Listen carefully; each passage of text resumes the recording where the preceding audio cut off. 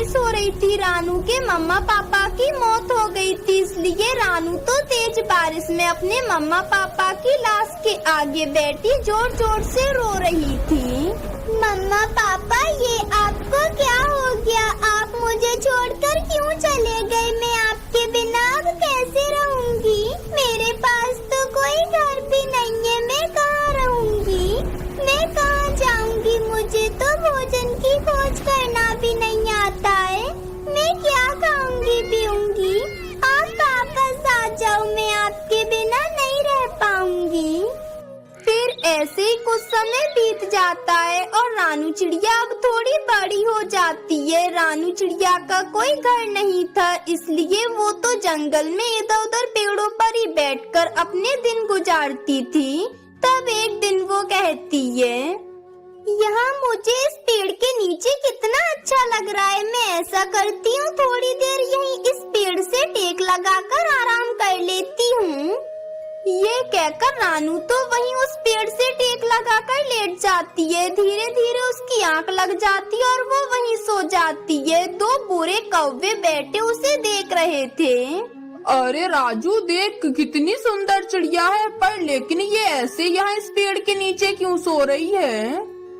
अरे दोस्त, वो क्या है ना, इस चिड़िया के मम्मा पापा नहीं है। कुछ समय पहले इसके मम्मा पापा की मौत हो गई थी, तब से ये अकेले ही रहती है। इसका कोई घर तो है नहीं, इसलिए इसका जहाँ मन करता है ये वहीं सो जाती है और ऐसे ही इधर उधर रहकर अपना दिन गुजारती है। अरे अब चाहे कुछ भी हो, पर मुझे तो ये चिड़िया पसंद आ गई। क्यों कालू, इसका मतलब तू अब इस चिड़िया से शादी करने वाला है? अरे ये तू क्या बोल रहा है? अरे मेरे मम्मा पापा मुझे छोड़ेंगे नहीं। मैं एक कौवा और कहाँ ये चिड़िया, मैं ऐसे अनबरादरी चिड़िया से शादी कैसे कर सकता हूँ? बस मैं तो थोड़े मजे लेने की सोच रहा था। अब तू आ रहा है तो आ जा। वो कौवा तो फिर उस चिड़िया के पास आ जाता है और उसके पंखों पर अपना पंख फेरने लगता है और कहता है, अरे वाह, इसके पंख कितने मुलायम और अच्छे हैं। मन कर रहा है कि ऐसे ही इसके पंखों पर अपना पंख फेरता रहूं। वो रानू तो तभी अचानक से उठ जाती है और वो तो कौवे के गाल पर जोरदार चांटा मार देती है। अरे बदमाश कौवे, मेरे पास भी नहीं आना, नहीं तो मैं तुम्हें बहुत मारूंगी और मुझसे दूर रहो। अरे चिड़िया, मेरे साथ चल, तुझे बहुत प्यार करूँगा और अपने साथ तुझे घर में भी रखूंगा, अच्छा खाना खिलाऊंगा। नहीं नहीं, मुझे नहीं जाना तुम्हारे साथ, चलो भागो यहाँ से। बेशरम कौवे, आज के बाद मेरे पास कभी मत आना। ये कहकर वो रानू तो खुद ही वहाँ से चली जाती है। तब वो कालू का दोस्त राजू कौवा उसके पास आता है और वो खुश होते हुए कालू से कहता है, क्यों कालू, मजा आ गया ना चाटा खाकर कि अभी नहीं आया? राजू मेरे दोस्त, तू देखना, मैं इसे छोड़ूंगा नहीं। इस चिड़िया से बहुत बुरा बदला लूंगा। अरे इसने मुझे चांटा मारा है, इसे बताऊंगा मैं। इस तरह उस कालू को तो रानू चिड़िया पर बहुत गुस्सा आता है। ऐसे ही समय बीत रहा था। फिर एक दिन जंगल में तेज बारिश शुरू हो जाती है। तब रानू कहती है, अरे ये क्या, ये बारिश तो बहुत तेज हो रही है। बारिश का पानी भी बहुत ठंडा है। मैं कहाँ जाऊँ इस तेज बारिश में? अगर ऐसे यहाँ बैठी रहूंगी तो मैं तो बारिश में भीगकर बीमार पड़ जाऊंगी। मेरे पास तो पैसे भी नहीं है, मैं अपना इलाज कैसे कराऊंगी? मुझे कुछ करना होगा। ये कहकर रानू उड़ते हुए जाती है और आस पड़ोस वाले पक्षियों से मदद मांगती है। तब वो एक तोते के घर जाकर उससे कहती है, भैया तोते भैया, मेरी मदद कर दो, मुझे अपने घर के अंदर रख लो। बारिश बहुत तेज हो रही है, मेरी मदद कर दो, मुझे थोड़ी जगह दे दो अपने घर में। नहीं नहीं भाई, मैं तुम्हारी मदद नहीं कर सकता, तुम जाओ यहाँ से। अरे अगर मेरी पत्नी ने तुम्हें देख लिया घर के अंदर तो वो तो मुझे ही मार देगी, इसलिए तुम जाओ, मैं किसी की मदद नहीं कर सकता। वो तो मुझसे ही बहुत ज्यादा भड़कती रहती है। रानू तो फिर और भी पक्षियों के घर जाके मदद मांगती है, वो भी उसकी मदद नहीं करते। तब वो थक हार कर एक जगह बैठ जाती है। अब तो बारिश में भीगने की वजह से रानू को हल्का हल्का बुखार भी आने लगा था। अरे ये क्या, बारिश में भीगने की वजह से मुझे तो हल्का हल्का बुखार भी आने लगा है। अगर ऐसे ही भीगती रही तो ज्यादा बीमार हो जाऊंगी, मुझे यहाँ से भी उड़ना होगा। वो रानू फिर वहाँ से उड़ती है तो उसे एक घर दिखाई देता है। वो वहाँ आकर उसका दरवाजा बजाने ही वाली थी कि वहाँ वो कौवा आ जाता है। तब रानू कहती है, अरे कौवे, तुम मेरा पीछा कर रहे हो? अरे तुम तो वही बुरे कौवे हो, दूर हटो मुझसे। अरे रानू, मैं तो यहाँ पे तुम्हारी मदद करने के लिए आया हूँ, तुम्हारी जान बचाने के लिए। तुम उस दिन के लिए मुझे माफ कर दो। अरे ये तो घर एक शिकारी चील का है, तुम चलो यहाँ से, मैं तुम्हारी मदद करूँगा। मुझे पता है तुम मुझसे झूठ बोल रहे हो, मैं तुम्हारी बातों में नहीं आऊंगी और ना ही मैं तुम्हारे साथ जाऊंगी। अच्छा, तुम्हें यकीन नहीं है तो फिर ठीक है, तुम वहाँ छिप कर बैठ जाओ और मैं खुद दरवाजा बजाता हूँ, तब तुम देख लेना। वो रानू तो फिर कौवे की बात मानकर थोड़ा दूर बैठ जाती है और फिर कौवा खुद दरवाजा बजाता है और खुद वहाँ से उड़ जाता है। तब चील बाहर आ जाती है। अरे ये क्या, यहाँ तो कोई नहीं है, अभी तो मेरा किसी ने दरवाजा बजाया। लगता है मैंने आने में देर कर दी, कोई पक्षी होगा और अब वो चला गया। मैंने देर कर दी, अगर समय पर आ जाती तो उसे पकड़ लेती और ऐसी बारिश में पकाकर मजे से खाती। हाँ तो रानू, देख लिया तुमने कितनी खतरनाक चील है। अरे अभी तक तो वो तुम्हें पकड़कर खा गई होती। कौवे, तुम्हारा बहुत बहुत धन्यवाद मेरी जान बचाने के लिए। अब मैं चलती हूँ। चिड़िया, तुम चलो मेरे साथ, देखो बारिश का मौसम है, ऐसे बारिश के मौसम में चील और सांप बहुत घूमते हैं, कोई तुम्हें मार देगा, इसलिए मेरी बात मानो और मेरे घर चलो। नहीं नहीं कौवे, मैं तुम्हारे साथ नहीं जाऊंगी, तुम बहुत बुरे कौवे हो, तुमने मुझे छेड़ा था। तुम जाओ यहाँ से, मैं तुम्हारे साथ नहीं जाने वाली। अरे चिड़िया, एक तो मैंने तेरी जान बचाई है और ऊपर से तू मेरे साथ भी नहीं जा रही है मेरे घर। तू रुक, मैं अभी तुझे बताता हूँ, तुझे डंडे से मार मार कर ले जाऊंगा मैं अपने घर। वो कौवा ऐसा कहता है कि चिड़िया तो जोर जोर से चिल्लाने लगती है, बचाओ, कोई मुझे बचाओ, इस बुरे कौवे से कोई मुझे बचाओ, मेरी मदद करो, ये मुझ पर अत्याचार कर रहा है, कोई मुझे बचाओ।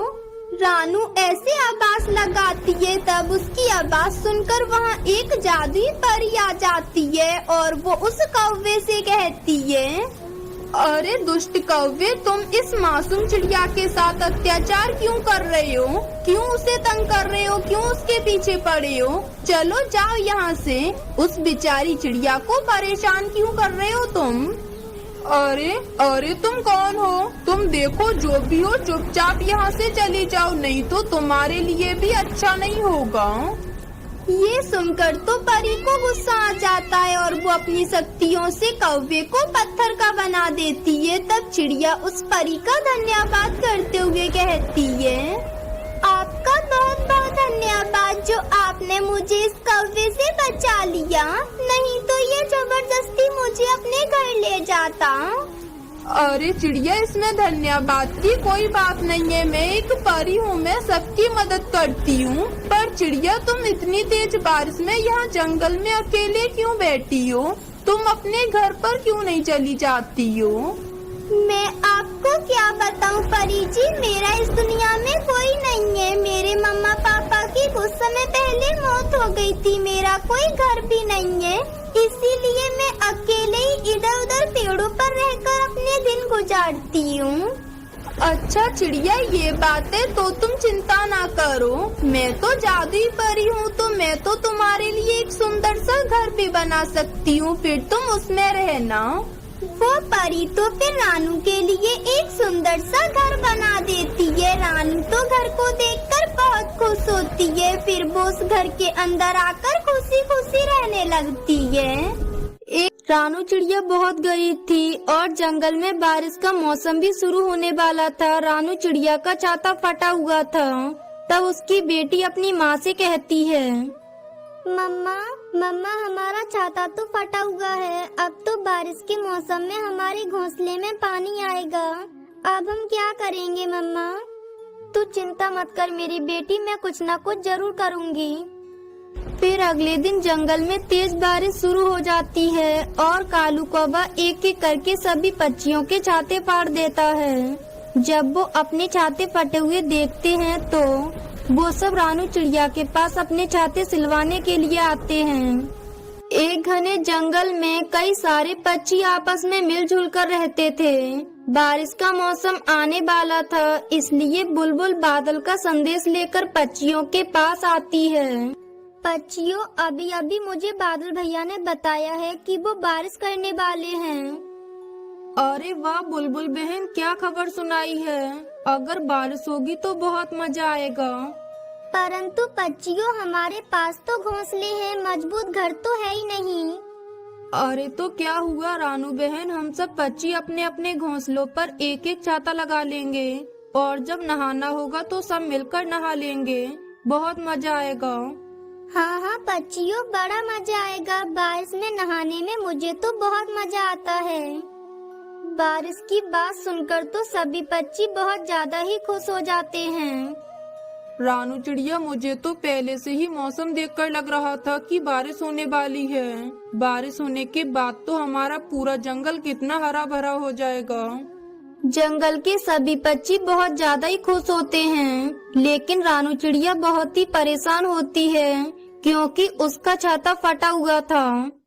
मम्मा मम्मा बारिश होने वाली है, कितना मजा आएगा। मैं तो बहुत मजे करूंगी बारिश में अपने दोस्तों के साथ।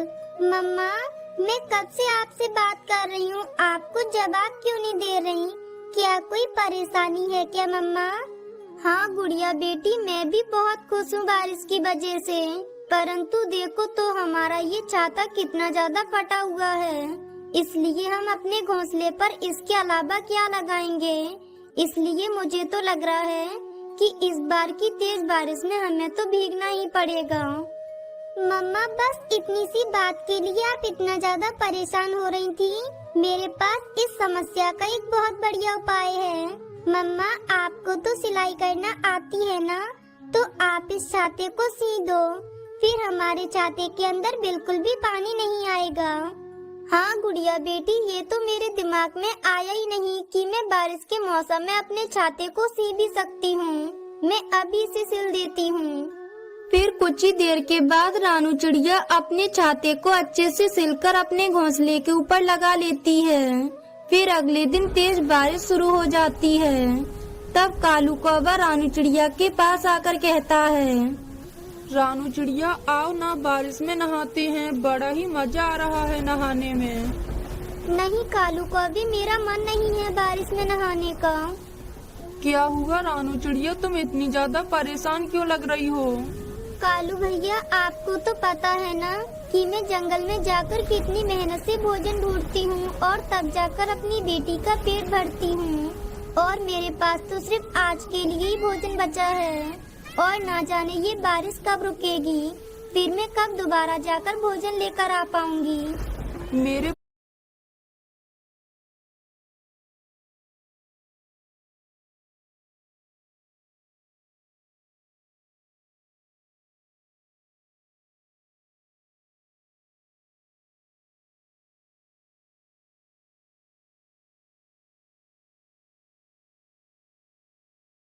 पास भी इतना भोजन नहीं है रानू चिड़िया कि मैं तुम्हें दे सकूं, परंतु तुम मेरी बहुत अच्छी दोस्त हो, लेकिन अब मैं कर भी क्या सकता हूँ। कालू कौवे, आप मेरी वजह से परेशान मत हो और जाकर बारिश के मजे लो।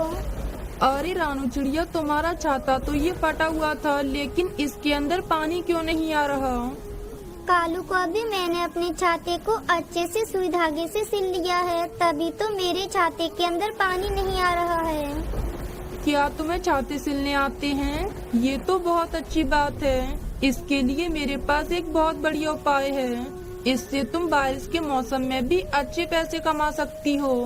मैं तो कहता हूँ कि तुम सब बच्चियों के फटे हुए छाते सिलना शुरू कर दो, जिससे तुम बहुत पैसे कमाओगी। अरे हाँ कालू भैया, ये तो बहुत बढ़िया उपाय है। अगर मैं बारिश के मौसम में छाते सिलूंगी तो मैं बारिश के मौसम में भी अच्छे पैसे कमा सकती हूँ। फिर क्या था, रानू चिड़िया सुई धागा वगैरह लेकर जंगल में बैठ जाती है और कहती है, पक्षियों आओ आओ अपने फटे पुराने छाते सिलवा लो, आओ आओ पक्षियों छाते सिलवा लो। थोड़ी देर के बाद एक तोता अपना फटा हुआ छाता लेकर रानू चिड़िया के पास आता है। रानू चिड़िया जल्दी से मेरा ये छाता सिल दो, तेज हवा की वजह से मेरा छाता फट गया है। फिर कुछ ही देर के बाद चिड़िया तोते का छाता सिल देती है। अरे वाह चिड़िया बहन, तुमने तो मेरा छाता बहुत अच्छे से सिल दिया है, ये लो अपने पैसे।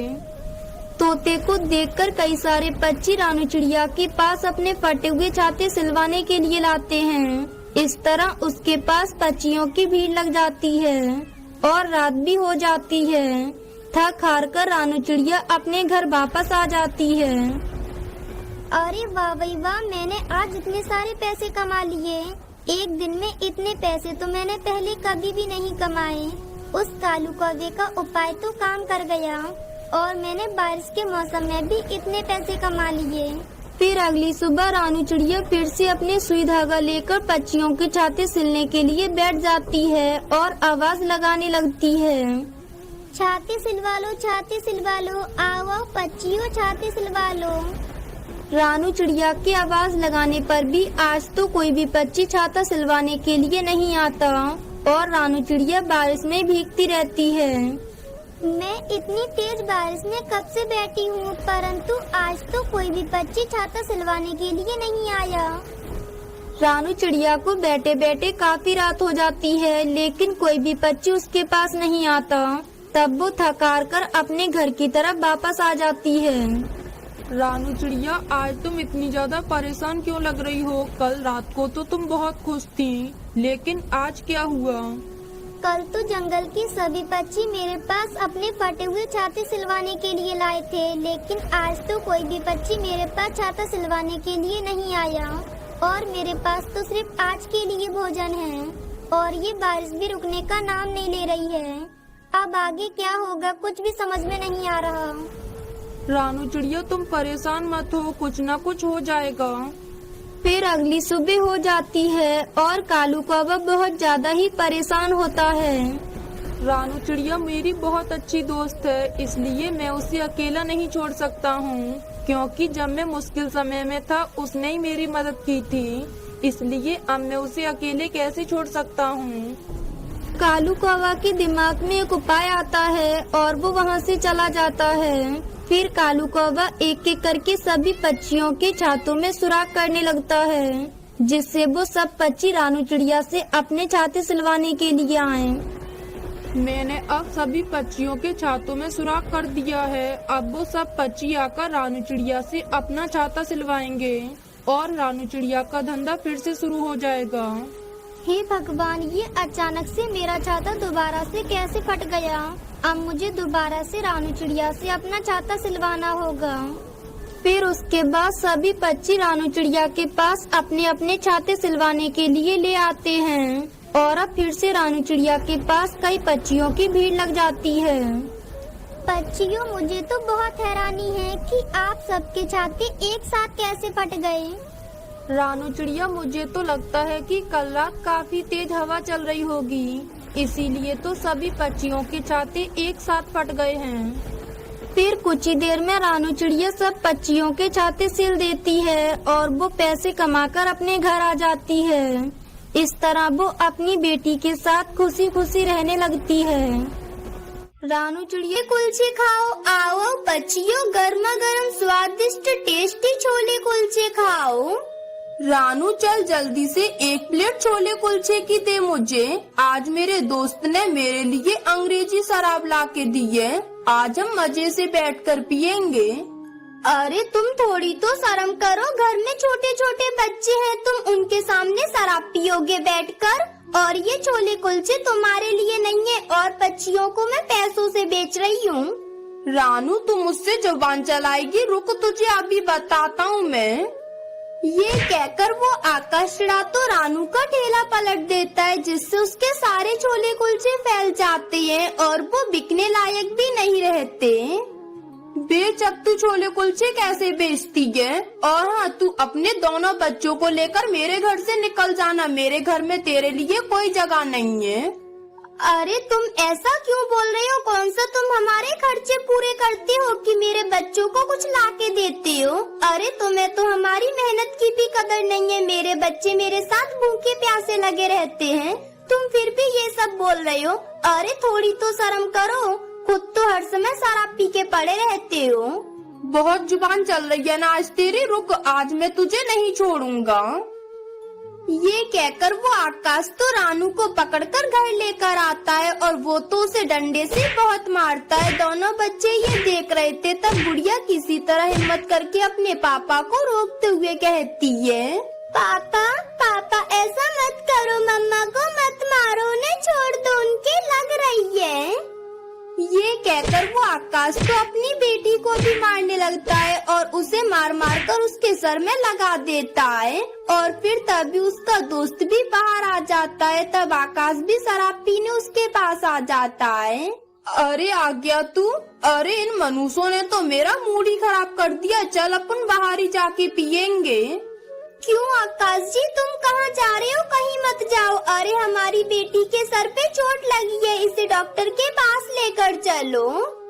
वो आकाश तो उसकी बात को सुनकर भी अनसुना करके वहाँ से चला जाता है। तब रानू किसी तरह हिम्मत करके अपनी बेटी को अकेले ही डॉक्टर के पास लाती है। जब डॉक्टर बुलबुल उसका इलाज करती है तो वो रानू से कहती है, देखो बहन, अब आपकी बेटी ठीक है, लेकिन आपको कुछ ये दवाइयाँ लेनी होंगी। मैं अभी आपको पर्ची दे देती हूँ और हर हफ्ते बाद इनकी ये पट्टियाँ बदलवाने के लिए लाते रहना। रानू जब वो पर्ची लेती है तो उसकी आंखों में से आंसू बहने लगते हैं। तब वो डॉक्टर कहती है, चिड़िया क्या हुआ, तुम रो क्यों रही हो? क्या कोई परेशानी है? मैं आपको क्या बताऊं डॉक्टर, मेरे पति की वजह से मेरी बेटी की ये हालत हुई है। खुद तो शराब पी के उधर उधर पड़ा रहता है और मेरे पास तो इसकी दवाई के लिए पैसे नहीं है। मैं कहाँ से लाऊंगी इसके लिए दवा? मेरी बेटी के उसने ही ये चोट लगाई थी। मैं क्या करूँ, कुछ समझ में नहीं आ रहा। रानू की ये बात सुनकर बुलबुल डॉक्टर को उस पर दया आ जाती है और वो अपनी दुकान से उसे सारी दवाइयाँ फ्री में देती है। बुलबुल बहन, आप नहीं जानती आपने मेरी कितनी मदद की है, मैं आपका ये एहसान कैसे चुकाऊंगी? चिड़िया बहन, इसमें धन्यवाद की कोई बात नहीं है। अच्छा तुम ये बताओ, तुम्हारे घर का खर्चा कैसे चलता है? तुम्हारे बच्चे पढ़ने जाते हैं कि नहीं? बुलबुल बहन, कहाँ से मेरे बच्चे पढ़ने जाएंगे? मेरे पास इतने पैसे नहीं है कि मैं उन्हें पढ़ने भेज सकूं, क्योंकि मैं थोड़े बहुत पैसे कमाती हूँ छोले कुलचे बेचकर, उनसे तो घर का ही खर्चा चल पाता है। मेरा पति कोई काम नहीं करता। आज तो करम जले ने मेरा ठेला भी तोड़ दिया। पता नहीं अब मैं कैसे छोले कुलचे बेचूंगी। चिड़िया, तुम छोले कुलचे बेचती हो तो क्यों ना मेरे हॉस्पिटल के बाहर ही ठेला लगाना शुरू कर दो, क्योंकि मेरे हॉस्पिटल में जो डॉक्टर आते हैं और मरीज वगैरह आते हैं वो सब भी तुमसे खरीद लिया करेंगे। ऐसे तुम्हारी खूब बिक्री होगी। लेकिन बहन, अगर मैं यहाँ आके ठेला लगाऊंगी तो घर पर मेरे बच्चों की देखभाल कौन करेगा? वो तो अकेले रह जाएंगे, इसीलिए मैं अपने घर के बाहर ही ठेला लगाती हूँ। हाँ तो फिर ठीक है बहन, जैसी आपकी मर्जी। वो रानू फिर अगले दिन अपना ठेला नया खरीद लेती है और फिर से छोले कुलचे बेचने लगती है। छोले कुलचे, आओ बच्चियों, गर्मा गर्म स्वादिष्ट छोले कुलचे खाओ। आओ आओ, जल्दी जल्दी मेरे ठेले पर छोले कुलचे खाने आओ। रानू, जरा जल्दी से मुझे भी एक प्लेट छोले कुलचे की तो देना, मुझे तुम्हारे छोले कुलचे बहुत अच्छे लगते हैं। रानू के पड़ोस में एक कपड़े वाले की दुकान थी, तभी उस दुकान का नौकर